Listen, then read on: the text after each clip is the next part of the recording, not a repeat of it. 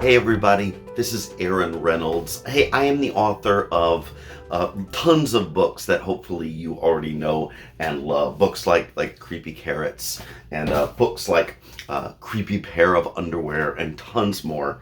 And hey, I'm coming to you today because a couple of reasons. One is that I have a brand new book out. It's an amazing new book that I'm very excited to share with you, and it is called Rescuing Mrs. Birdley. It's all about a girl named Miranda. That's her with the hair. And she pretty much is an animal expert. She pretty much knows everything there is to know about rescuing lost and stray animals and returning them to where they belong, their natural habitats. So imagine her surprise when she goes to the grocery store one Saturday morning and she sees at the grocery store, of all things, her teacher. And she realizes immediately, wait a minute, my teacher does not belong in a grocery store. My teacher clearly has escaped from her natural habitat. She must be captured and rescued by any means necessary and returned to where she belongs, her classroom. Hilarity and silliness is what follows. And so I hope that this is a new book that you will be excited to read, that you will go and pick up your own copy of or check out from your school library when school starts back in the fall. I hope it's one that you will be excited to read.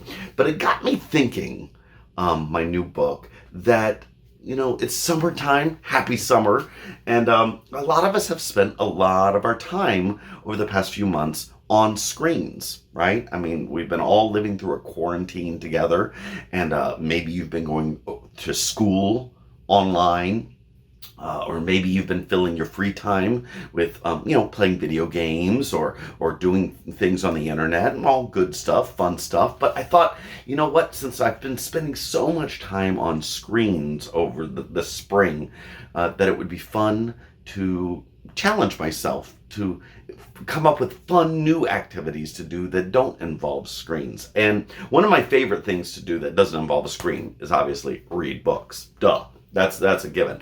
But my new book inspired me on a new activity that I thought I would share with you. And that activity is to go on a neighborhood safari.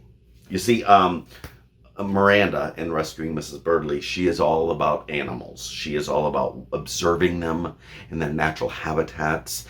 And one of the things I noticed while we've all been in quarantine is that a lot of us people have been, at home, less people out and about, less people in cars traveling.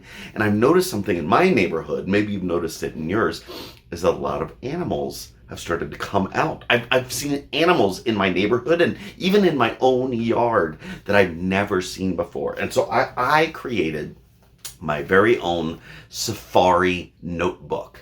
And I decided I was going to go on safari and make note of all of the animals that I saw in my neighborhood. And so I have seen a bunch of animals that I never have seen before. I saw a groundhog. Right in my yard.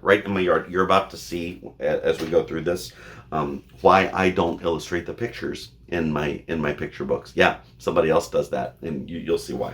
I saw a possum. It's not a great drawing, but it's the best I can do, so I drew it. I saw a possum the other day. I saw, my first time ever seeing one in my own yard, a coyote. I saw a coyote.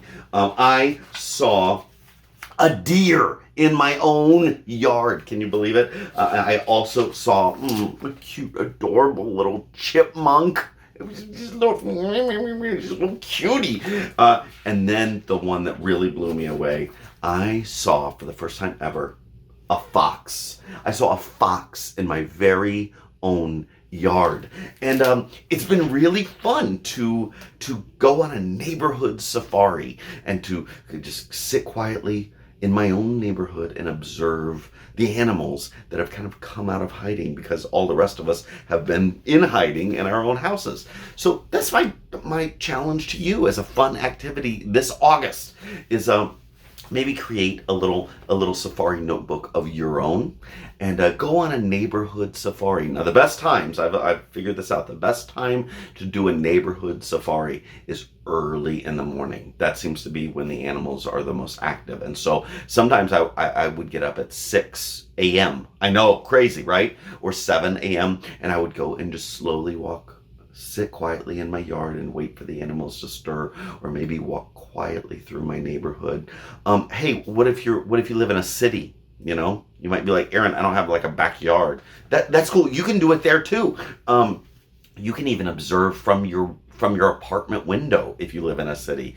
And you might be surprised in some of the big cities, with everything going quiet and everybody kind of hiding away in quarantine, how many animals come out. Birds count.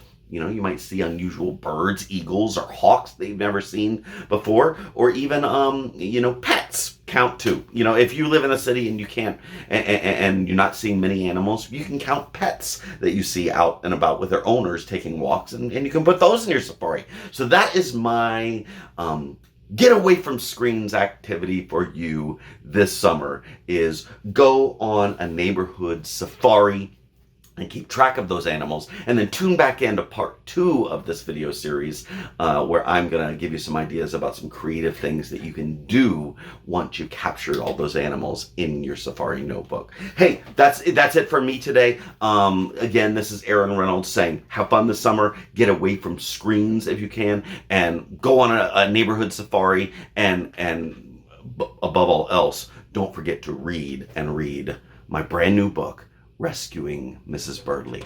Have a great summer, you guys. Take care. Bye-bye.